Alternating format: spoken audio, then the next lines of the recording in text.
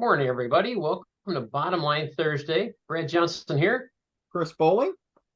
Chris Meyer. Hey, guys. Brad, I have to start this off that you and I coordinated Blue Shirt Thursday. Yeah. But I see that we got a guy down here that's just going rogue on us. He decided not to do Blue Shirt Thursday.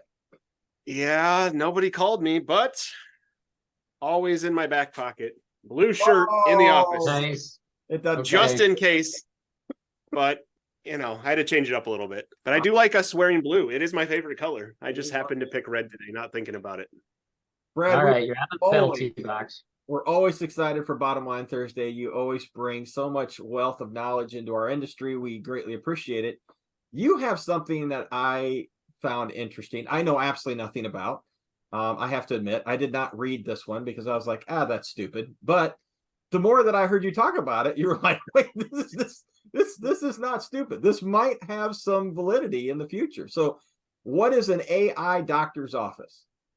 I'm not quite sure. No, okay. Well, that's great. Perfect. Yep, there we go. Thanks for tuning in. So, I always like to pull some obscure things too, and some can be practical. This could be someday. So at some point, go to goforward.com. It's a company, and it's got leaders including like Eric Schmidt, former CEO of Google, Marissa Mayer, former CEO of Yahoo, head person of Salesforce, and all sorts of these tech powerhouses. So envision these pods that they're going to set up in various high traffic areas. It appeared mainly East-West Coast, but there is going to be one in the what I still call the Sears Tower. They've got one there, but basically you walk in and it's a self-service screening unit. And so you can go in, it'll check your biometrics. What? It almost appeared like it could do a blood draw, but there's no person in there. So I'm assuming it's maybe just a little clicker on your finger and then you put it in there. But anyhow, then it runs you through a series of apps. And then within this pod, like a doctor would come on the screen and give you a consult with that. Wow. So very, very interesting. So they bill it as the world's first AI doctor's office. I think next year they're going to do minor surgeries in this thing. I'm just kidding. I always like to do a straight face and see if you kind of do the tilted dog head look. What? I have a pain right here. Pain right here. Let me have this robot just work on me unmanned. That's scary. But this does have some cool application. When you think of some of our former videos that we put out talking about, doctor-patient shortages in terms of being able to take care for patients, that we're seeing more nurses and RNs than we are doctors. Like this might help because that's the beauty of telemedicine right now, is that you can view virtually, but now you're actually getting some of the physical contact that you have to do some of those screenings. Go ahead. Did they mention cost at all, Brad, or no? On their website, it looks like they had a subscription that said $99 for life, which seemed a little pricey.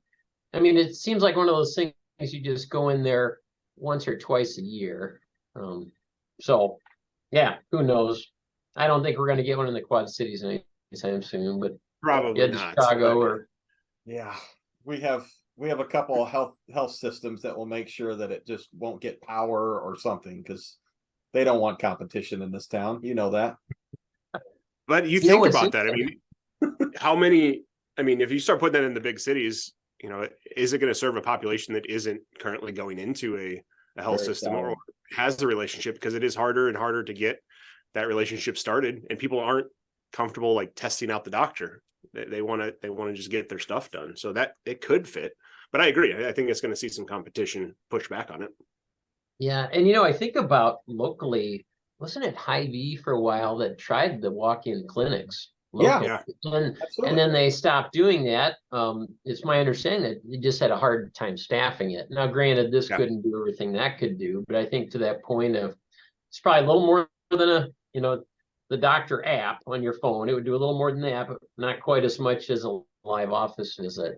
And so you're right, it might fall somewhere in between, but this found it interesting. So go forward. Yeah, goforward.com. They've got a photo of the pod. It looks very futuristic. Very cool. Yeah, kind of interesting. Awesome. Well, good topic. I think this is going to continue to evolve. AI is changed 10 times since we've been on this discussion. So it's Very wealth of knowledge. Wealth of knowledge, Mr. Johnson. Thank you for bringing this to our attention. You're welcome. We'll see you next time. All right. Thank all you. right. Thanks, Brad. Okay, see ya.